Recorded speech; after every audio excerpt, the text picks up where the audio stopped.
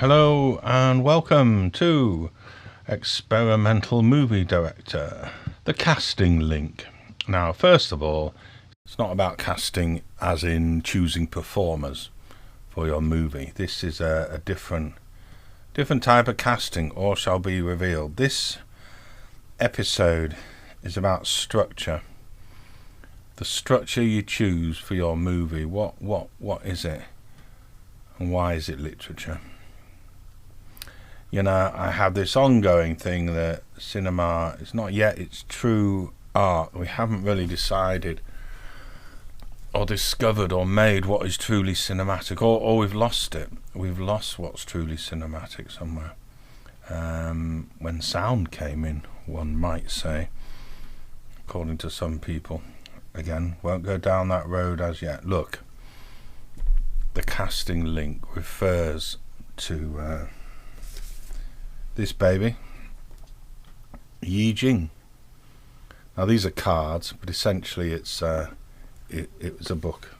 Still is, still was. One of the oldest books on the planet. So why do we go with this fella? You're Joseph Campbell. This is the hero with 1,000 faces. This is the guy who comes up with the hero's journey. What's all that about? What's this, 1948, 1946, something like that. There is some dodgy stuff about some anti-Semitic pro-Nazi involvement or discussions that has been reported, but won't go into that. You could Google it, just to mention it, because these things are so important. But I haven't done any further research on it to see what that's totally about. But Joseph Campbell got into the myths around the world. It's a fabulous work, and there's a real good Netflix series. It's very accessible. I say Netflix, one of them, available in place of this hero's journey and the myths of the world. He's really done some amazing research, but does it actually help us? I'm going to open some of this book. Here we go. Apotheosis. Just randomly open. One of the most powerful and beloved of the bodhisattvas of the Mahayana Buddhism of Tibet, China and Japan is the lotus bearer of Avalokitesvara, the Lord looking down in pity, so called because he regards with compassion all sentient creatures suffering the evils of existence. To him goes the millionfold repeated prayer, the prayer wheels and temple gongs of Tibet. Om Mani Padme Hum. The jewel is in the lotus. Great, yeah, that's actually quite good. Okay, Shinto, the way of the gods. Here's something. Primary chief bard am I to Elfin, and my original country is a region of the summer stars. Idno and Hainin called me Meridin. At length every king shall call me Taliesin. I was with my lord in the highest sphere on the fall of Lucifer into the depth of hell. I borne a banner before Alexander. I know the names of the stars from north to south. I was wanting it to rhyme there. Anyway, look, a tome, a veritable tome, and this is not just the not just the one that came the hero's journey. His research based a bit on Carl Jung, our man Carl Jung, which we all love to love. Although really, you know, he seems to have believed that babies are born with a built-in mythological book inside us. We have all these myths built into us. Now, I'm all for a bit of neuroscience when it comes to George Lakoff and his work recently with the metaphor affecting the neurology. The development of the brain is actually built upon the metaphorical world as we see it, up, down, sideways, that kind of thing, inside, outside, this sort of core bunch of metaphors, about 12 of them, that our brain relies on to organize the sensory input. That's cool, but, you know, detailed mythological stories, maybe a Jungian will correct me on that, and that'll be an interesting chat to have.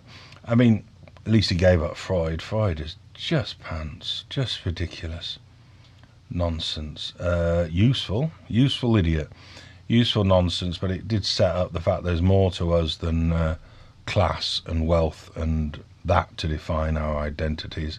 There is psychology, so great stuff, but psychoanalysis and that really did lead us a weird path. And you know, Jung was beyond that. He kind of did put on that and loved his mystery, so we all love him in the arts world. We love his nod to culture and stories and storytelling. You know, a colleague, a mate, an inspirer of Joseph Campbell and his stuff. So it's all out of that world. Did I mention our Propp, Vladimir Propp, late 20s, analysed a lot of Russian fairy tales. So he ended up with 7 main characters that are in all of his fairy tales. Have got at least one of 7 characters. That's it. So he made this declaration. Great bit of research. It's lovely, isn't it? Just counting, going through and looking at what's there and counting what's happening without any predilection. Unfortunately, he maybe did, because he chose these fairy tales. They were kind of selected a bit, not randomly, shall we say. So there's maybe some enormous amounts of distortion in his 7 characters and 31, I think it was, sort of plot twists, which Joseph Campbell liked. So that idea that within our literature, within our texts, are structures that we can rely on, and those are being used in cinema. Now, cinema texts, kind of the structure emerged through 10-minute reels, that you'd have to change the reel after 10 minutes. So as feature films developed, we were changing reels from one projector to another, matching up. So there'd be an aftermath scene, they were called, where it would fade to black and then something else would come in.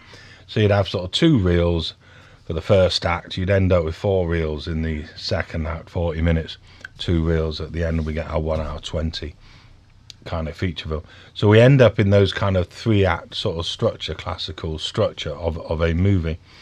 And of course, the whole thing is just meant to deliver literature. These films are written by literature people or screenplay authors, writers.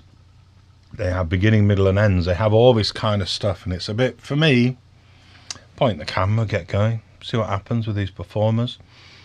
I love structure, quite happy with structure, but I feel there's more in cinema that can be experiential rather than the coded delivery of meaning, delivery of literature that it is, because it's simply, I mean, the more you study screenplay kind of authorship, you know, the delivery is ridiculous, and the purpose of cinema to deliver these literary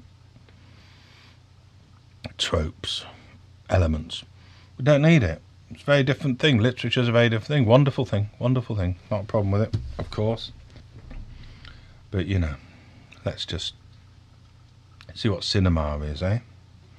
So this is a thing what I found. I hadn't thought I'd lost it as such, but I've been clearing out an old studio, moving things around, and found this lovely work, and I thought, perfect for my podcast.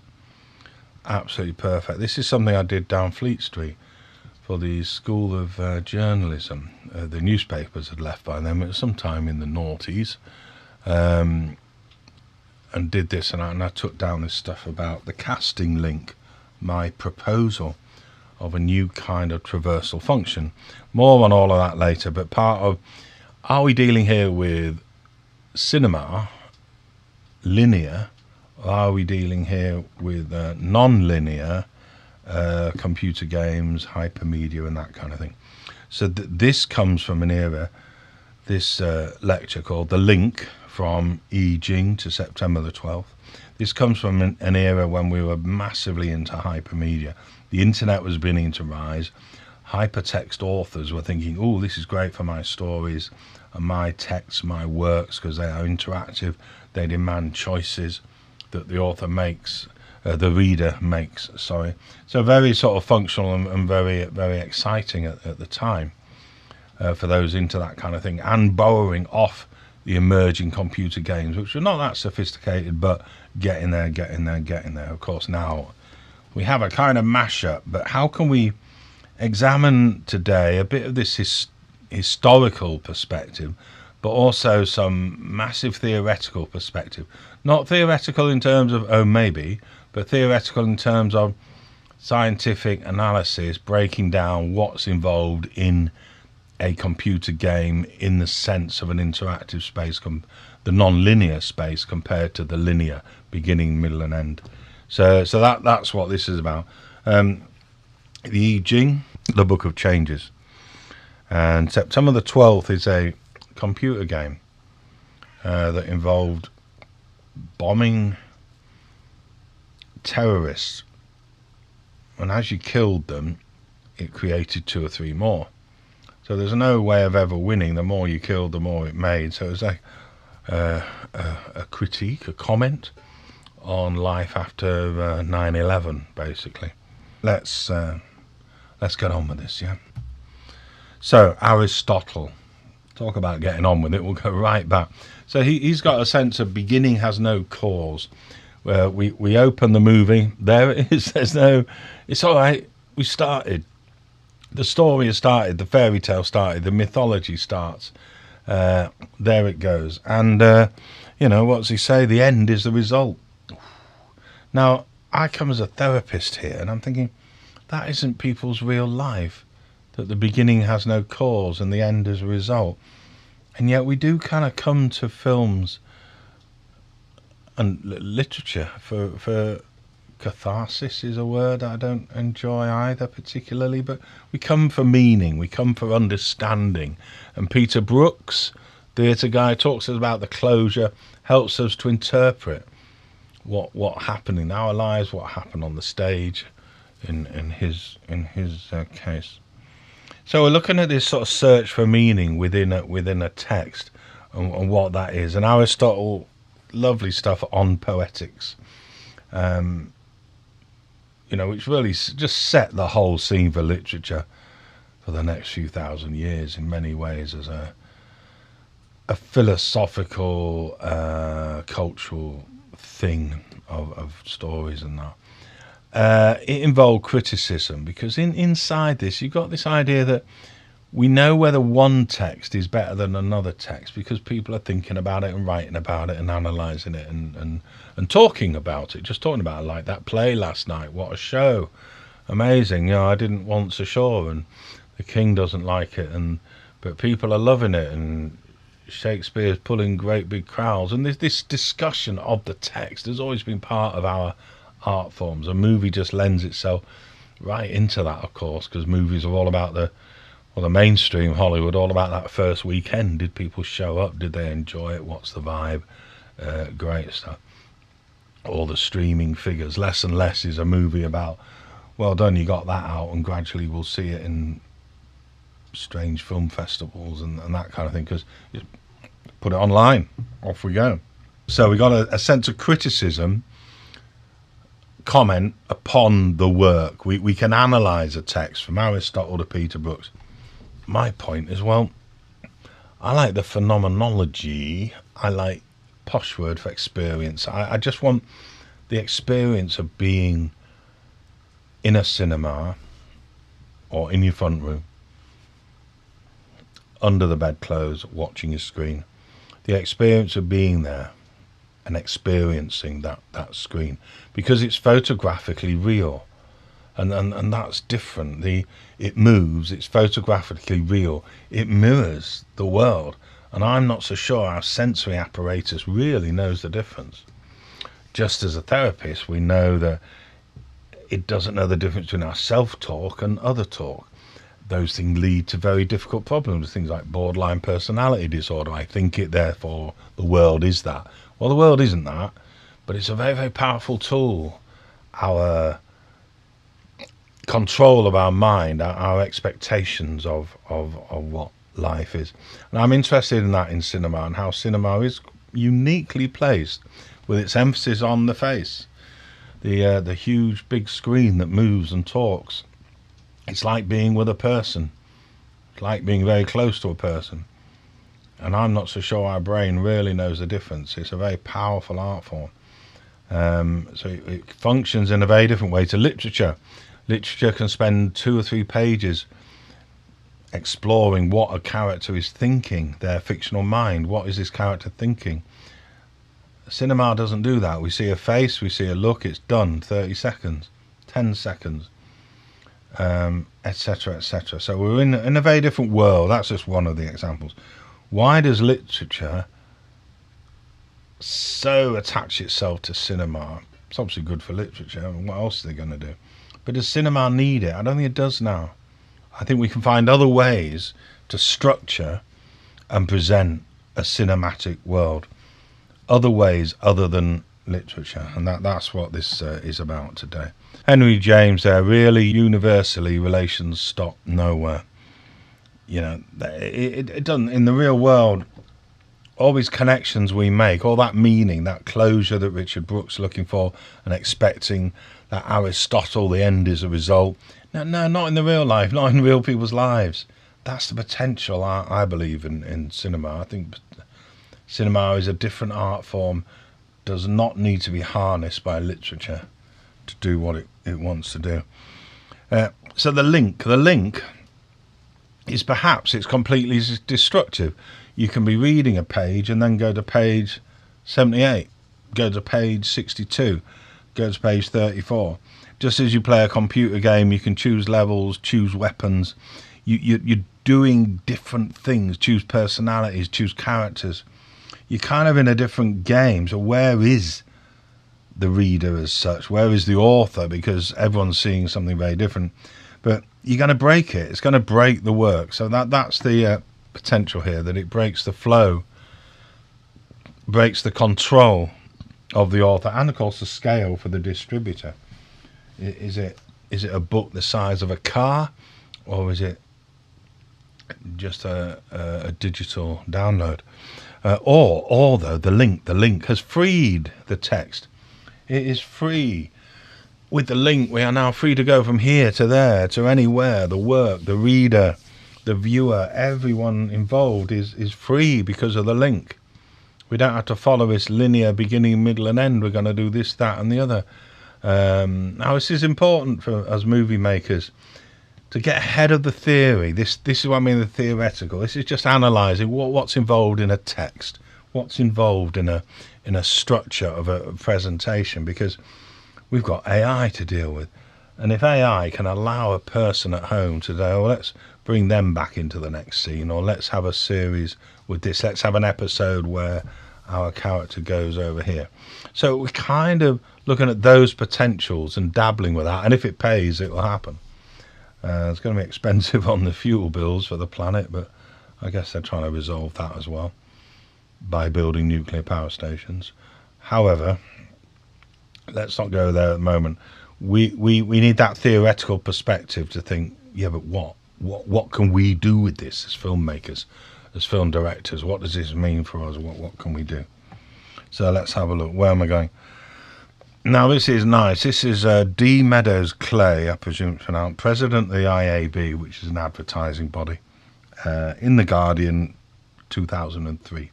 That's the kind of era where I was working with this initially, so very theoretical. So historically funny. The time people spend on the internet makes it the third most important medium after TV and radio. And haven't we got a totally different world today? Things unimagined at the time. Blockbuster couldn't imagine Netflix. Netflix people did.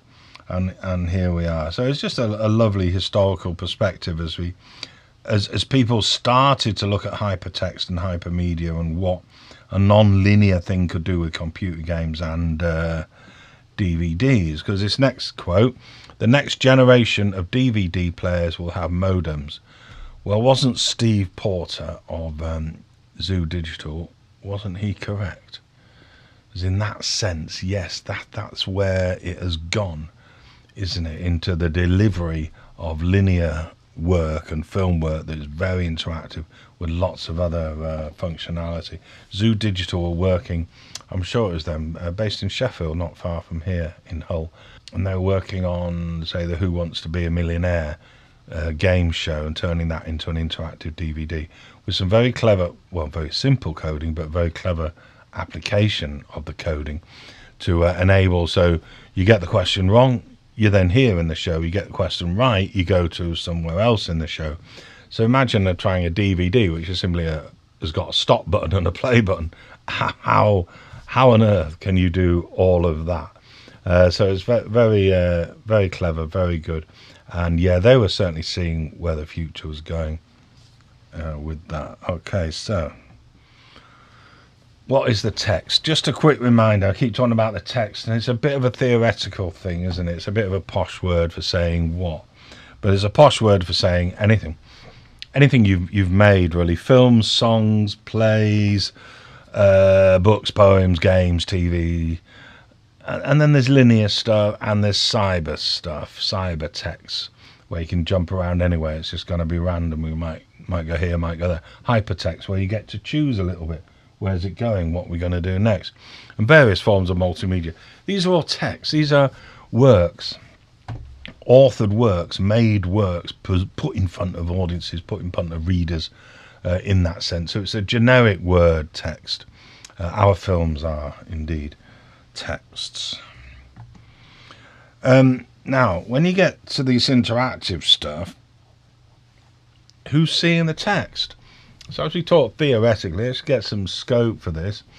You know, because people might see a different text. Imagine sort of seeing a series. You're going to review the whole series and watch all of it? Well, no. And somebody missed out 3 and 4. They couldn't be bothered, and they just missed it. So they missed that bit of the story. It didn't matter. I've actually watched a program by David Hare, a 3-parter, fantastic piece of work.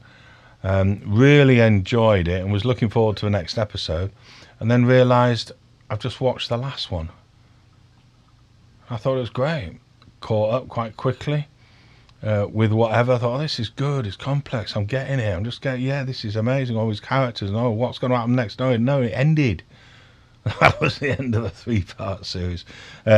People don't see the same text. And if you've got cyber links in there, you've got a very, very different sense of what somebody's watching as opposed to somebody else. Now, that makes life interesting, because remember the criticism thing. How do we develop work, either as artists and we see some work we like? How do you develop it? If you're like, well, I saw that but nobody else saw that version of it, only me saw it, well, where are we going with that? So how does it develop? How does criticism develop?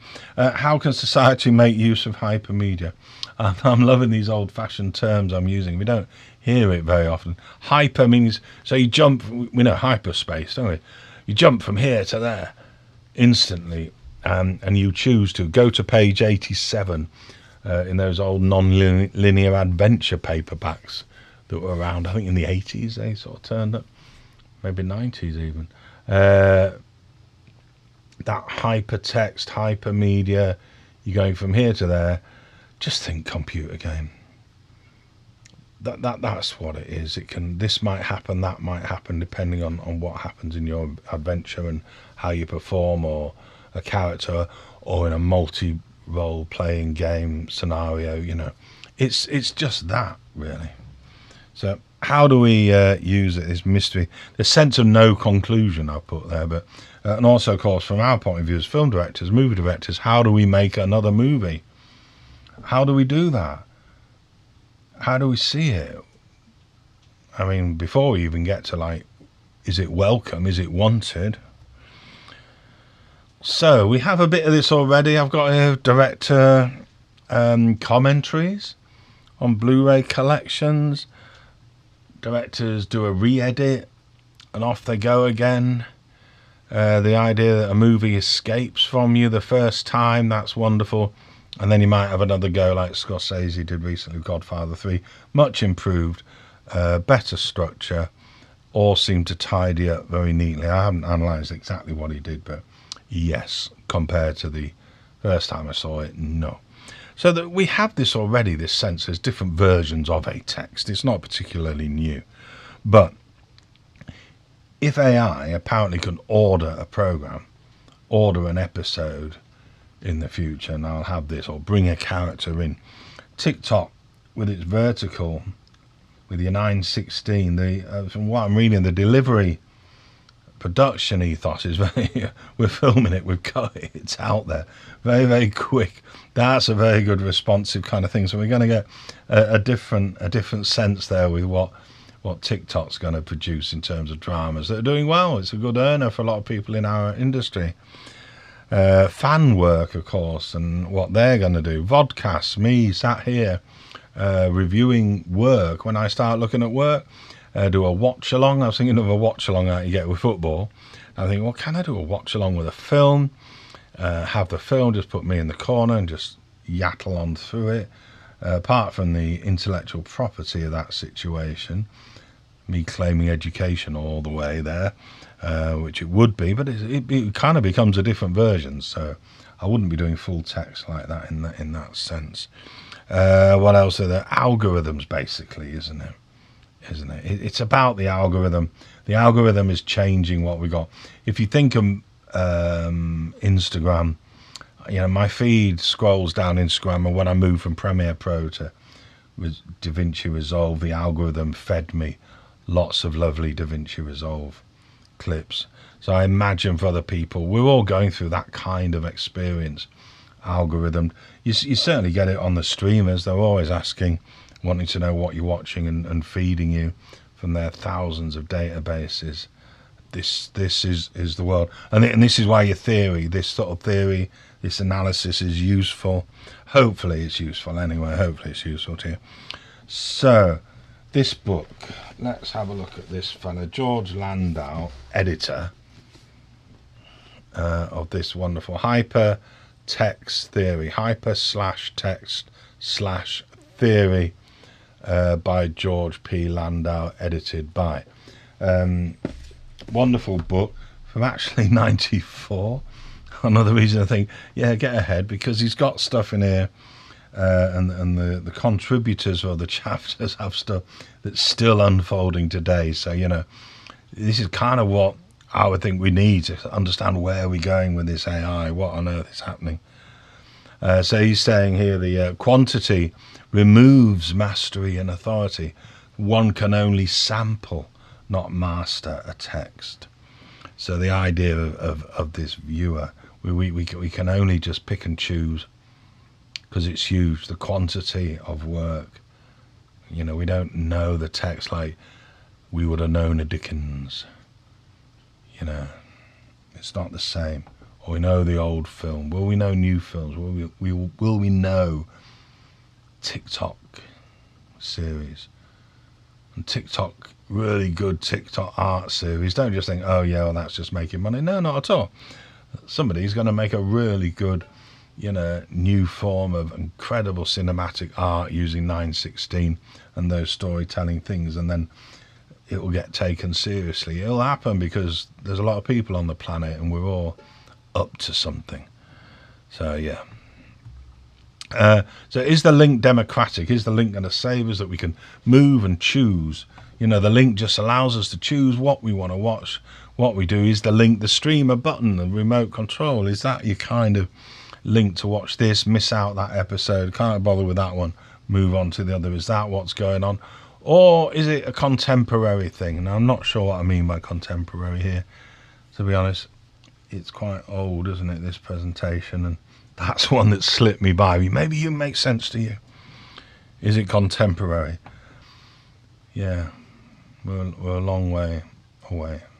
So the I Ching, the Book of Changes. This lovely thing. Where's my copy? There we go. This is my copy here. The Richard Wilhelm translation, with a foreword by our mate Carl Jung. Lovely. So this is a classic translation, I Ching, or Book of Changes. Beautiful, beautiful stuff. Now there's loads of these. There's loads of different versions. Other versions are available, as I say, and there's lots on the net. But we're going to do the good old-fashioned. I have to go and get some coins, but we'll do the good old-fashioned thing for our coins and throw the I Ching ourselves. In fact, I might use, so I recorded one earlier with no sound.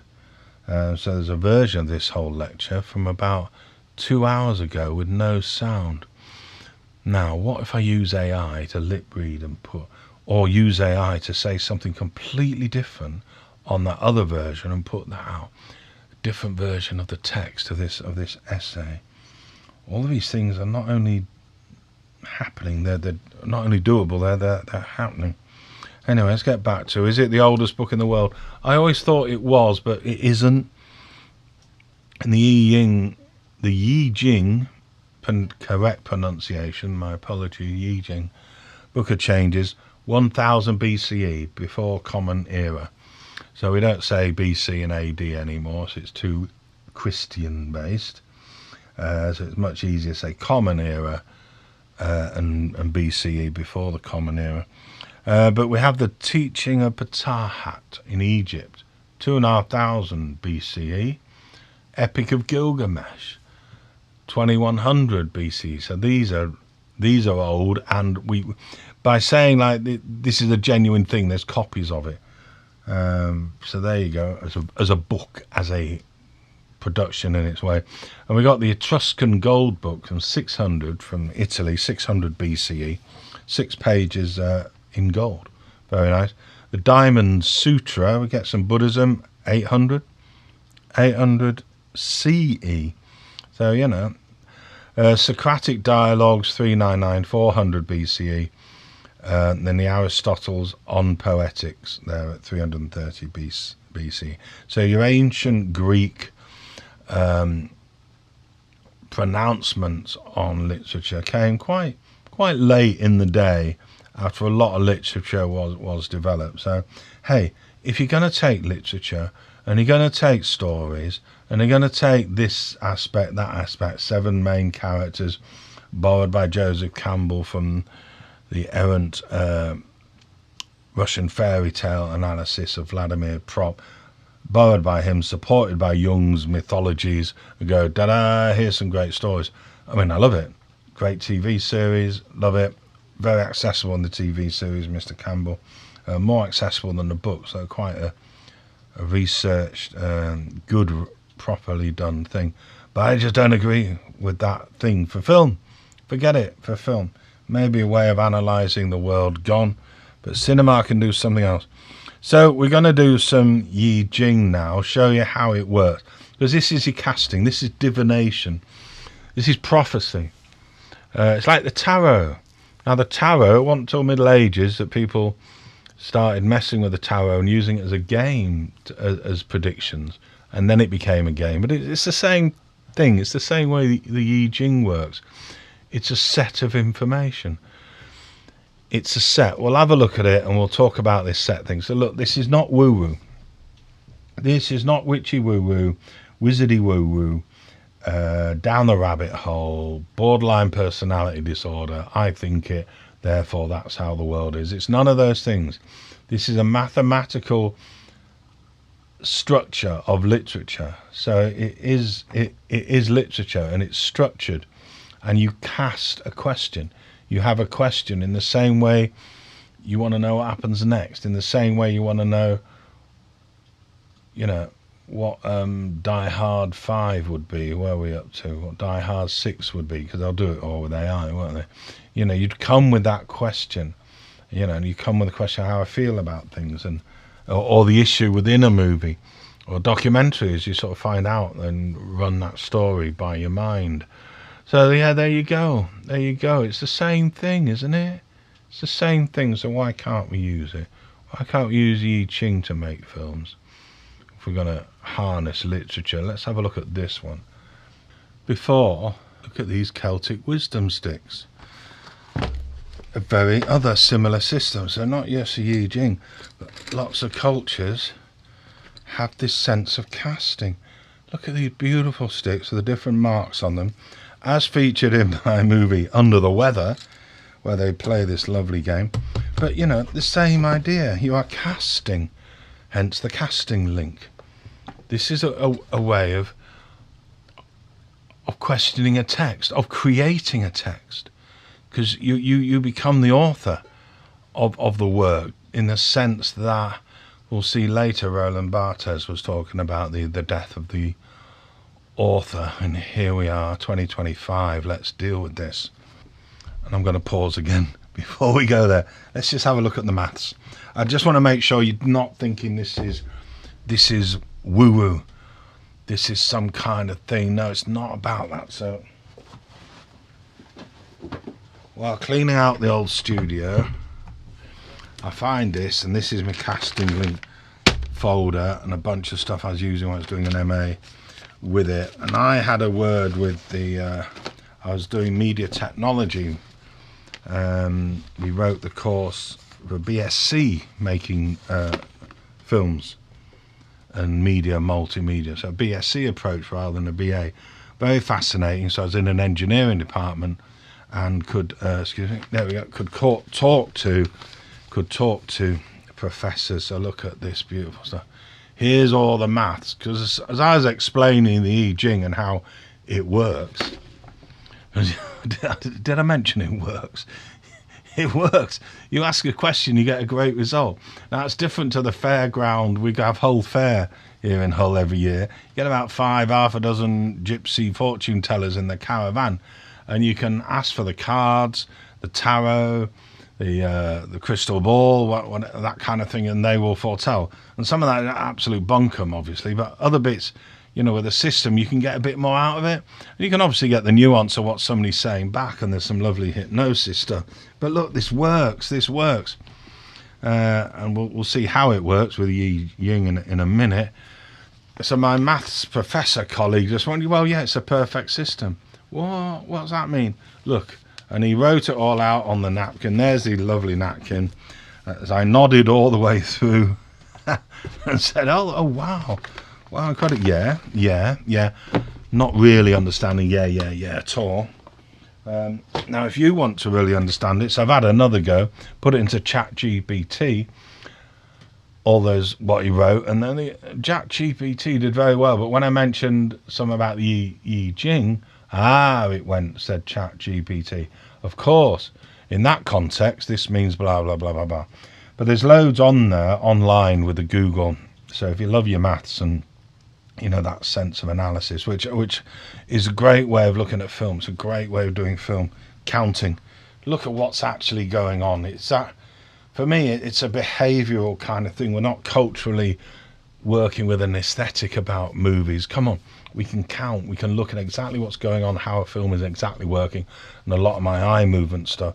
And the purpose of this podcast to share these ideas and concepts. Anyway, don't want to digress, do we? So let's get in and do this, because I keep delaying. Okay, so here's the one I did earlier. So I'm going to ask the question: how is me podcasting, experimental movie director, going to work out? How is it going to work out? This is what I asked before, and I got something quite significant. So let's do a different one. So we'll do a different casting. You basically assign heads. I'm going to assign heads as 3, tails as the value 2. We've got 3 coins here. So we can either, in terms of a total, we'll either get a 6, a 7, an 8 and a 9 as these hit the desk. But we're going to see first. Let's get our question right. It's that creates the maths as well. We've got heads or tails, binary, and then we've got 3 lots of it, 6, 7, 8 and 9. It's creating a perfect set of information. And if you have a stories attached to it, like your tarot, like I Ching, a set of meanings, you're getting something very special back to you, just as you would in a film where you're looking at the stars and the themes, the genre. You're going to get something special that means something to your life, even though, come on, screenwriters, we know it all edits down and chops down to structural weirdness. Anyway, right, so let's have a good question. So let's have, how much work is experimental movie director going to be for me? There we go. There we go. So let's do this. Okay, so shape. So I've got 3, 3 and 2. That's an 8. You start at the bottom. The 8. I've got these lines drawn out, so that equals a broken line. You have 2 trigrams, 2 sets of 3 lines. Tails and a head. So that's 2, 4, 7, which is a 1 unbroken line. So final one of the lower trigram, it's called. Oh, we got 3 tails, that's a 6. Oh, we got a changing line. So it's a broken line, but it's a thing called a changing line, which basically means you can get a second reading. So you have your first reading, then you get a second reading, which adds difference to your interpretation, to your understanding. And interpretation is oh, that's not very good, is it? You can't really see me, but interpretation is what it's all about, isn't it? That's what we want. Interpret. The closure enables interpretation. So 3 heads, that's a 9. That's another changing line. So that was a broken one. Just draw that a bit better. That's a full one. So we're into the upper trigram now. 2 more throws to do. This is incredibly tedious for you. 2 tails, 4 and a 3, 7 broken line. I should maybe be concentrating on my question, and it makes me wonder, in movies, is that part of that system? Is that part of that meaningfulness, that the genre and the themes keep us focusing on a question that it wants us to answer? We see a war movie and we're going to be talking about the war. We're not talking about anything else. That's weird. Why are we talking about this, that and the other during the war movie? It keeps us all focused, this sense of a text, focusing our attention. 3, 3, 6 and 2, 8 broken lines. So there we go. So we have 2 trigrams. Let's get some numbers for what these are. So we'll look in, I think, this set of cards. We should be able to find a map in this book of the trigrams. There they all are, with the yin yang, where they sort of come from. Again, mathematically, so this is what we got. So our upper trigram, the unbroken line, followed by 2 full ones, is Dewey. And then the bottom is broken line Can. So Dewey and Can together gives us number 47. And while I'm here, I'll note that it will go to Can and broken Sun. Can and Sun 48. Oh, it goes to 48. That's interesting, is it? Who knows? Anyway, look. Then we look up these books here. So I've got them all here on these cards. I mean, the cards or a book, and lots of lovely translations. And now this will just give you a sense. Now, if you weren't thinking this is a book and this is all mathematical, listen to these things. Number 47, distress. Well, I did ask how much work is experimental movie director going to be for me. Distress, number 47. Realize your error in time and be repentant, then you can change your fortune. Oh dear, doesn't sound good, does it? Now, it's meaningful and good warning. The pond has a leak and water cannot be retained. A dried up pond symbolizes a lack of wealth, for sure. A noble person worries about lack of moral character rather than a lack of possession. Destitution is the best training for higher success. So this impoverished approach is good for higher success, even if the period of distress lasts for a long time. When you face an arduous situation, try to hold on to a feeling of joy. This can help to smooth your future. Oh, this is lovely advice. It's arduous doing all this work. But, hold on to joy is what the meaning of the I Ching, what the book is getting me today. So here we go. Rest and build your strength. Abide by the law. Do not act. Well, that's a good one. Abide by the law says a lot in podcasting. A lot of IP things to bear in mind. Do not act before the foundations are solid. I'm not making a big push on this. I think after this one and maybe the next one, I will change my name on Instagram to match Experimental Movie Director. Learn the lesson of defeat so you can advance with ease. Yeah, things are going to fail. That's all right. I can learn that lesson and advance with ease. Look, these are beautiful. Now, different translations of the I Ching will give you different poetic responses. This is very much literature. It's full of allegory and metaphor and sense and story, adventure. Things happen in these descriptions of these trigrams. But the descriptions are based on that mathematical meaning. It's a perfect set of meanings and whatever. So whatever you throw into it, whatever you cast works. Now, it was a moving one. Let's see what it moves to. After all about what's it going to go to? The well, number 48. Bring the system into full play. Well, let's look back on this later on and see how I did. A well will benefit people only if its water is clean and it is fully functional. So I need to make this work. I need to get the show notes properly up and going, so it can actually work for people. When old systems and laws are not used anymore, they are inevitably abandoned.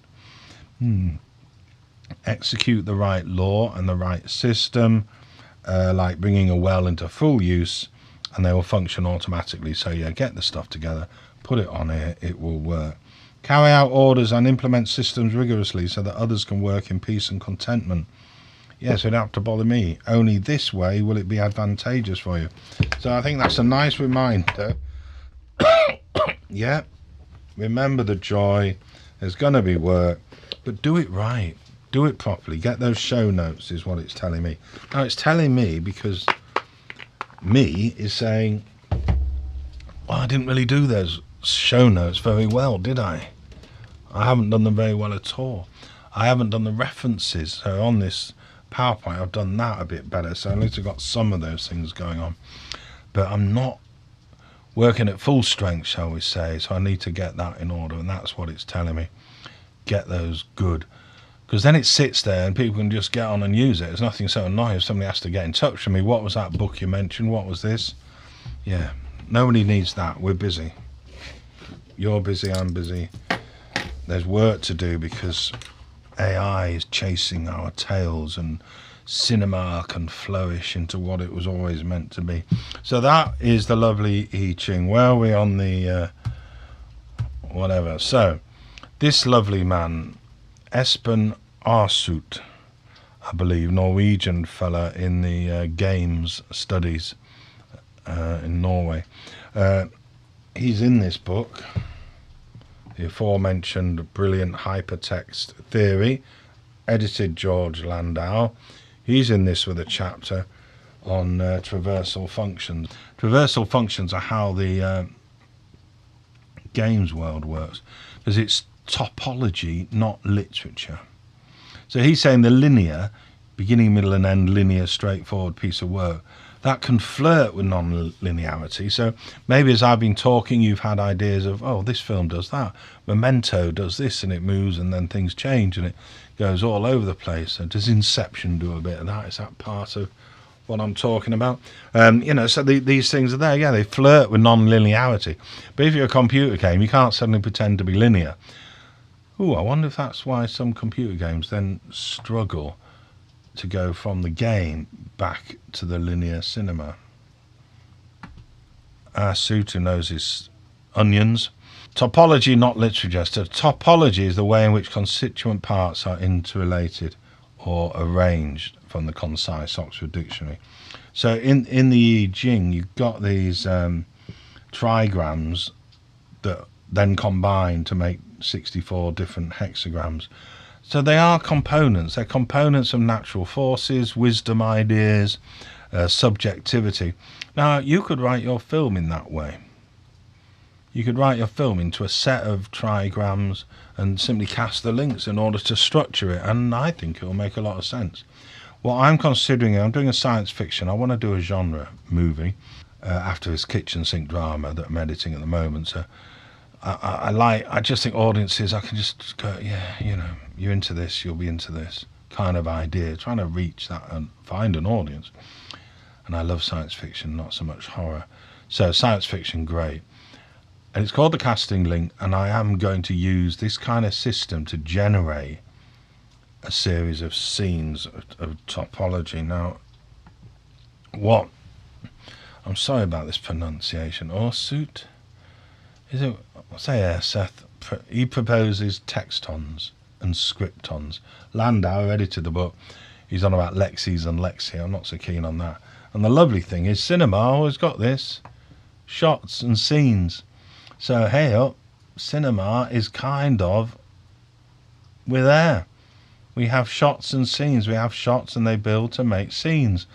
Just like any hypertext, hypermedia situation. This is non-linearity. This is topographical. This is topology. It is not literature, it's topology. A movie is topology.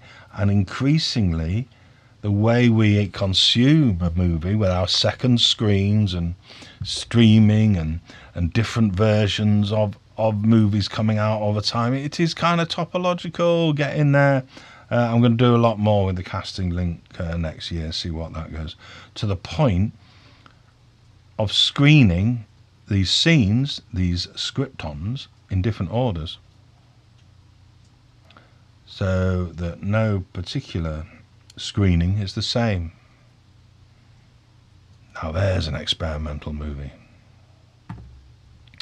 Okay, so we got users instead of readers, viewers instead of readers, audience instead of readers. Well, I'm looking for a word here. This was more modern actually in terms of what I'd done and when. So this isn't the same as what I presented that time. I've redone these bits, and added all the references for doing it properly. Keep my well functional. So traversal functions. They are topology, dynamics, determinability, transiency, blah blah. Let's have a look one at a time. Topology. So this is a sequence of scenes, different scenes, scriptons, produced by the user and the text. And there's the text with the scriptons in. Are you going to choose this weapon, that weapon, be this character, what you're going to wear, and off you go on your hero's journey. Now in a movie, how can we do that? I don't know. I haven't quite got the answers on this. I'm just saying there's more fish in the sea, I think is what I'm saying. Dynamics. These textons are usually fixed in number, but the scriptons will vary on each reading. So again, this sense of like, who's in this scene? Now this might be AI futures coming in where let's bring her into this scene, let's do that and see what happens. It might be responses with TikTok production 916 being almost like a daily thing from what I hear. Daily production, screen go, audience response, what do we do tomorrow? Bang, we're going to do this.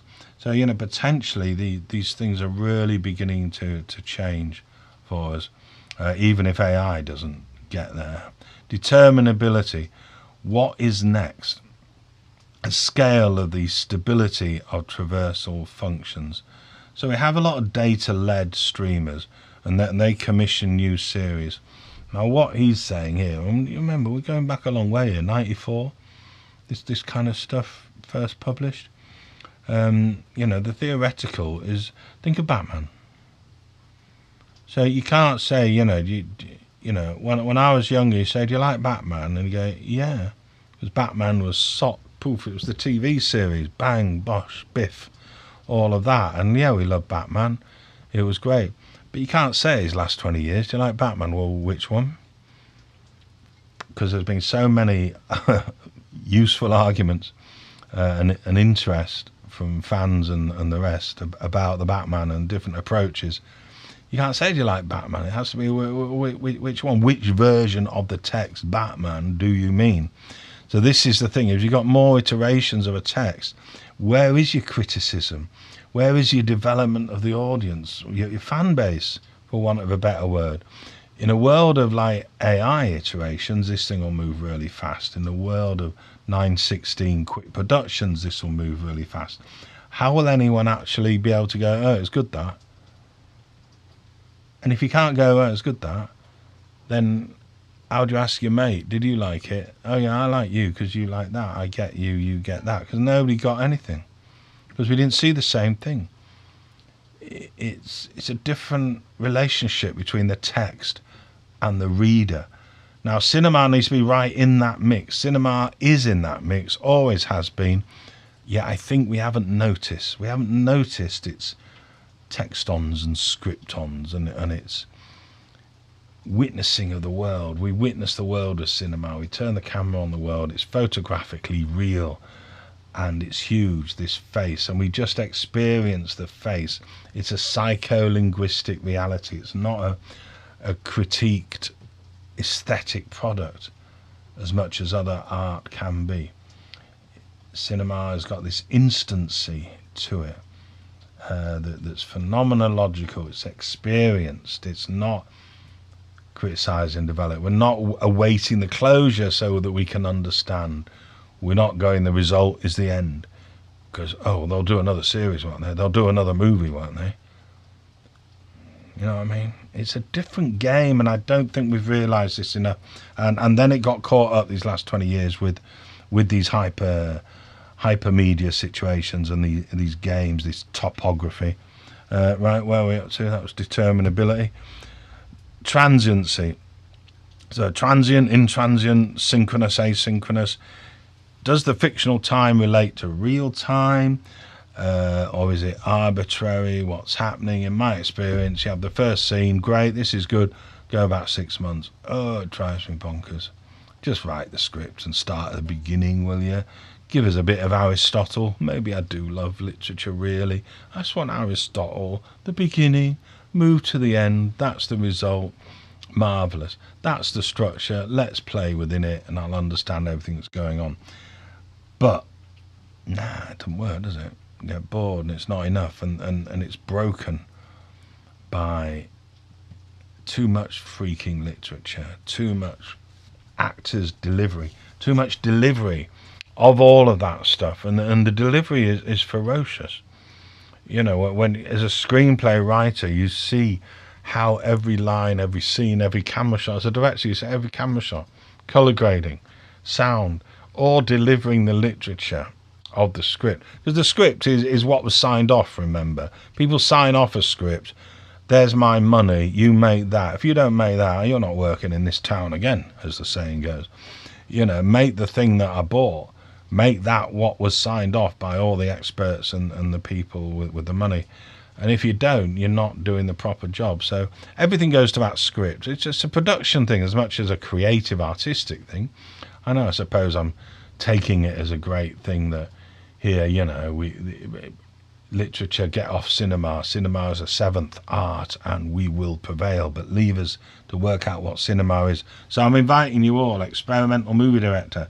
Come on, let's get it together. What is cinema? What will it be this next century of the modern era? What can we do? So we have to work it out because of AI.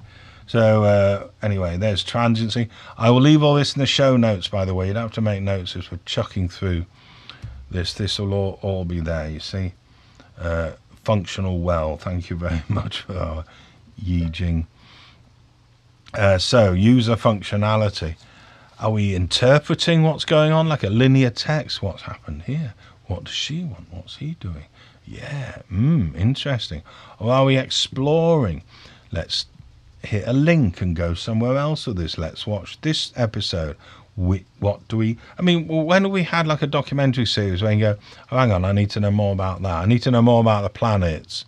rather than the physics of black holes at the moment. I don't even understand the solar system. I want to see that. No, I want to see more of the history. So you can choose that episode and this episode. Now, that's sort of all fair enough, but what will come will be Tarantino. When Tarantino sees this podcast, he's, oh my God, Mal Williamson, you've really, wow, that's incredible. So he'll do a deal and make something like this that offers massive user functionality. So people can role play, they can change different endings, change a different idea. And it won't be like a creative artistic thing necessarily. It'll just be like great features on the streamers that really work a treat to layer something together. Or maybe it won't be Tarantino. It would have been David Lynch, but that isn't the point, because of course any artist experimental thing can be experimental and do experimental. Maybe that's what I'm ending up with, this casting link and the sci-fi. It's a bit whatever, but it's an aim. I'll see where I go. So I just want to make a movie and do that rather than being completely mad with it. Might be just poetic, make some aesthetic choices, actions and designs. There's only a few film directors in the world that can choose what they want to make and make it. That'll be another podcast about the state of the industry, but most of the people in the industry apparently are jobbing directors. They're not happy either. I'm not happy I can't make what I want to make all the time. There's no money, no budget, can't pay people. But at least I'm making films and I'm making what I want. So that'll suit my life. I'm functioning as a film director. Others are functioning film directors and working really hard with crews and all sorts.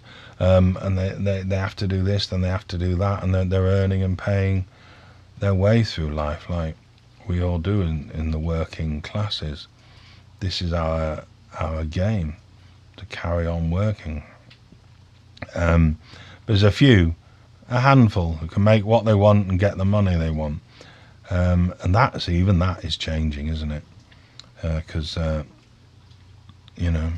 Francis Ford Coppola had to fund his own Megalopolis. Okay, what else have we got? In traversal functions, maneuverability. So is it open? Are you allowed to go to any other scene? What is Tarantino going to give us? Will it be a link, standard link, the explicit traversal function? So actually standard thing, click here to go. That's what we have at the end of the streamers, isn't it? Did you like this? Click. This is what viewers recommended next. Click. That sort of whatever. Now imagine that inside the movie. Wouldn't be difficult. Are they hidden? Is it just happened? Like, how did we get here? Oh, I don't know. Because maybe not every viewer sees the same piece of work, sees the same text. Is it conditional, like the old, the quizzes? Who Wants to Be a Millionaire? And you get it right, conditional, then you go there. So can you put that into a drama, put that into a story? And does any of this work for actually just writing? Does it work for the writing? But and there, would you cast coins, toss a coin? Is it a but scene or a therefore scene?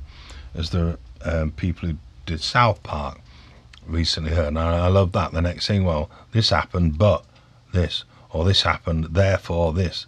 You could toss a coin and run that. You could cast.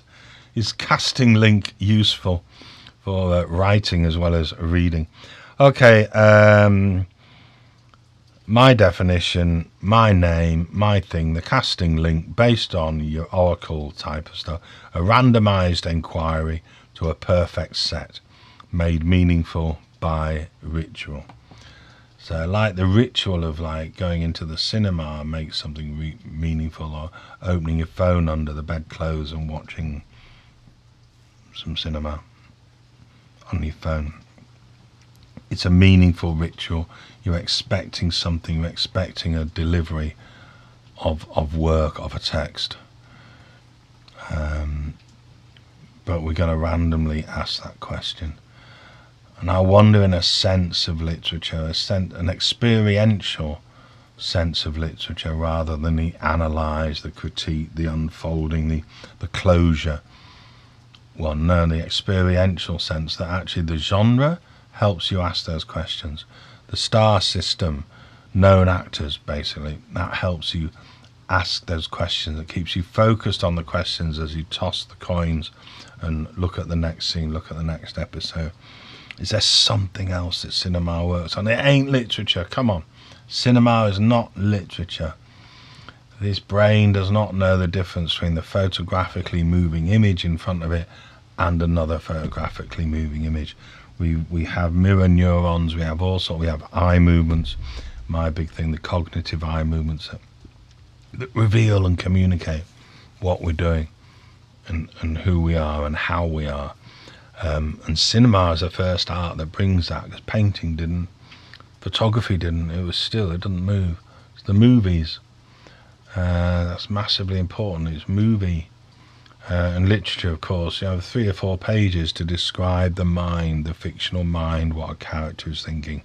Cinema, 3 or 4 seconds of a face, of an action, of a behaviour, of a word, of some psycholinguistic delivery. Topology. Can we use DVD remote control for the established meaningful ritual? That just shows how old this thing is and how far we've moved in 10-15 years. Absolutely brilliant. So yeah, where are we getting this established meaningful ritual from that we're looking for to enjoy, where the user is absolved from harmonizing scriptons?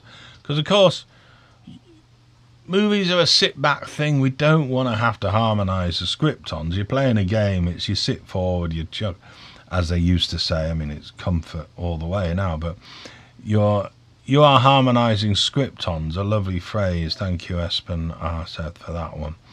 And obviously look at some of the films and series and those kind of senses.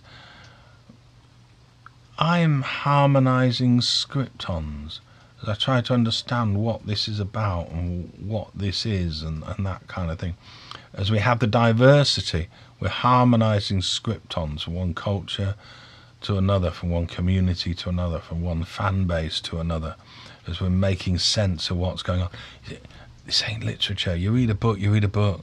It ain't literature. The cinema does something different. I think I'm convincing myself, even if I'm not convincing you. It just keeps coming back. This is real. This is what cinema. It's different. It's different. No such thing as literary theory, only theory and theorists. I'm not sure what J. Yellowlease Douglas is getting at, but it's in the book. A non-linear text is not a genre. It might be a drama, it might be an encyclopedia. Yeah, it's a bit like non-linear text is not a genre, not like your screen life kind of genre of social media movies made on a screen, and we're inside those. Very, very good fun. But unfortunately Russian, so a bit difficult for that to expand at the last few years. But it's not a genre. It's a method, and what I'm saying, I guess, is not even a method. It's just been around all the time. It's the casting link. It's that sense of meaningful. We ask the question as the reader. It's our relationship to experiencing a cinematic projection, rather than having it as a thing that begins, middles, and ends. Then we reflect on it, and then we have it make sense to us. It's like no. So it's kind of like the death of the reader here, death of reading, death of the audience. And we have AI coming, everybody. AI warning, it's coming. The algorithms are here. The robots have taken over. What are we going to do? What are you going to do as a filmmaker to work with that, as an artist, to say, hey, we're going to be all right, everybody. So as mentioned earlier, the death of the author. Thus is revealed the total existence of writing, says Roland Barthes, or Roland Barthes in the French. A text is made of multiple writings drawn from many cultures and entering into mutual relations of dialogue, parody, contestation. But there is one place where this multiplicity is focused, and that place is the reader. Not has hitherto said, the author, a text's unity lies not in its origin but in its destination. A text's unity lies not in its origin but in its destination. It's the witnesses that make cinema happen. Hey, if a film is projected in an empty cinema, did anyone see it? Or something? Or did it? What's the thing with the tree? That nobody hears it. Did it happen or something? I don't know. There's something in that. The destination is us, the viewers, the witnesses. We witness an experience. We are witness to the delivery of scriptons, and they might be random, they might be not. We might look away at our second screen and miss a text on, miss a script on. We ask somebody, so we've got their view of it as we carry on with this narratological harness that literature has given us. But it's like, it's not. It's topology. It's allowed to be free. These are links from one scene to another, from one movie to another, from one episode to another, from one scene to another, from one character to another. These are exchanges of information and meaning in the cinema. It ain't literature, is it? It ain't literature. And as mentioned earlier, the diversity, the subtitles becoming common. People are reading them in their own language. It's a nice thing to do, to read these things. I did find with Lord of the Rings it was a lot easier when I could read it and then I could remember these names of these characters and wizards and elf kings and things. It all was just like a lot clearer to understand. So there's something, and somebody said recently about the 1 inch high fence. It's only an inch high, these subtitles we have to jump over. But with streamers, the internationalism of streamers is getting more and more common. We're fine. These scriptons and tectons are being absorbed from place to place.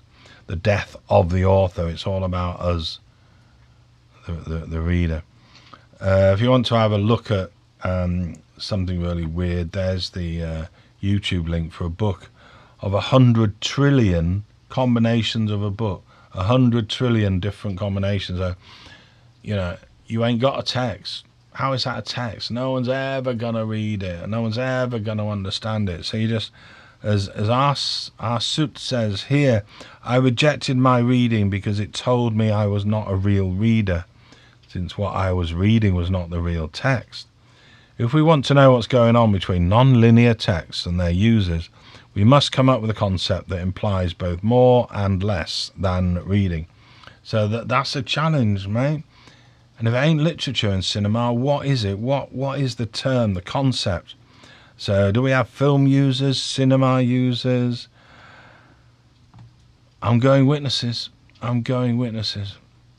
We witness the experience.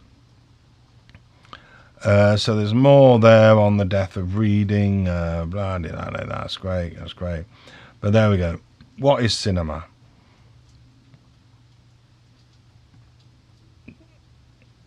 You see, I will go back 10,000 years, 50,000 years, maybe 200,000 years, when we're skinning a hide and covering branches, bones with this hide.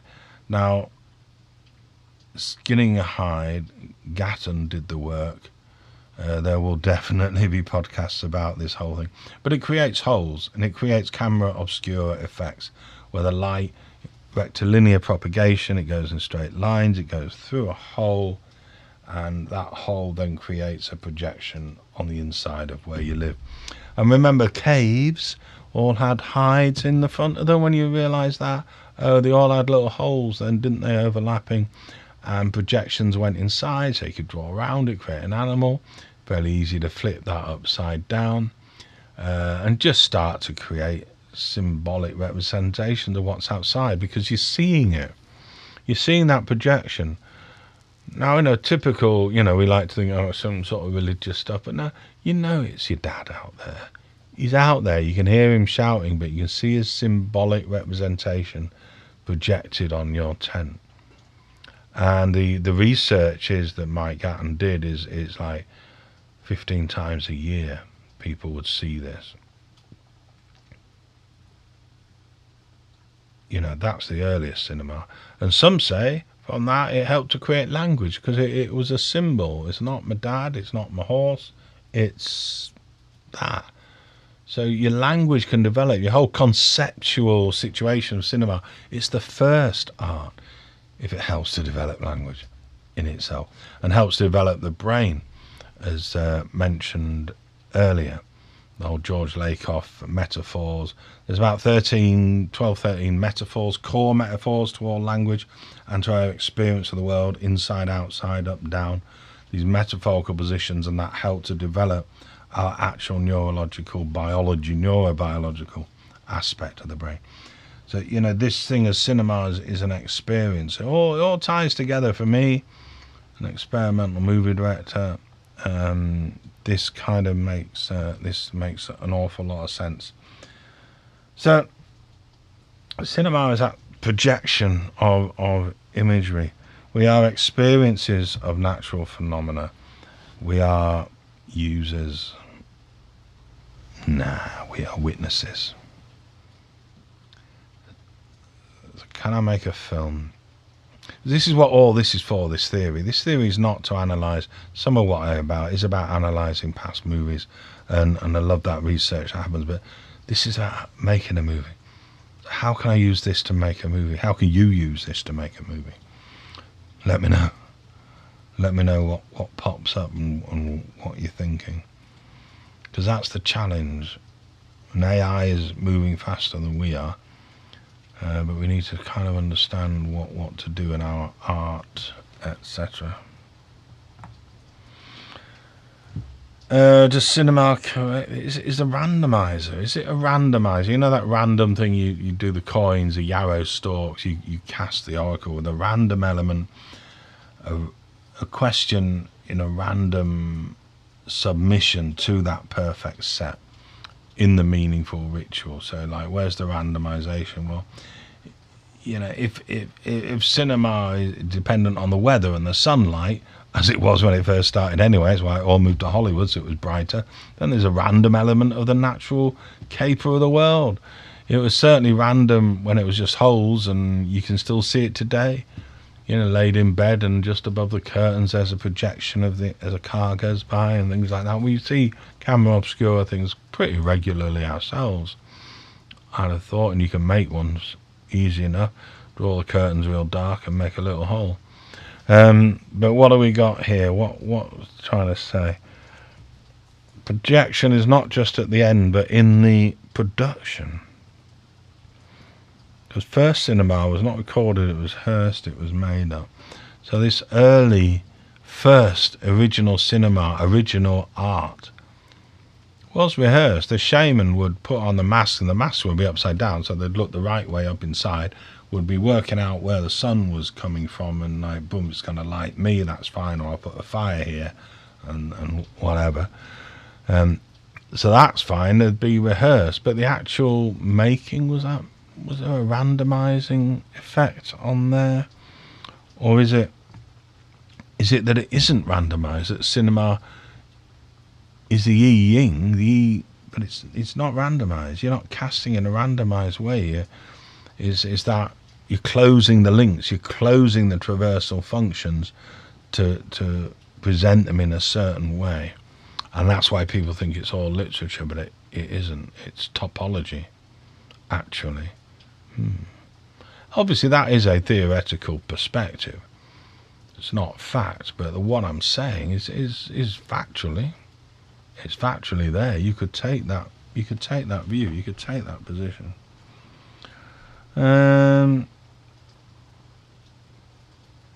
So yeah, hope there's something interesting there for you. Subscribe, be in touch, say what you think, let's talk about it. Happy to email me a film by malwilliamson@gmail.com. Yeah, what are the ideas?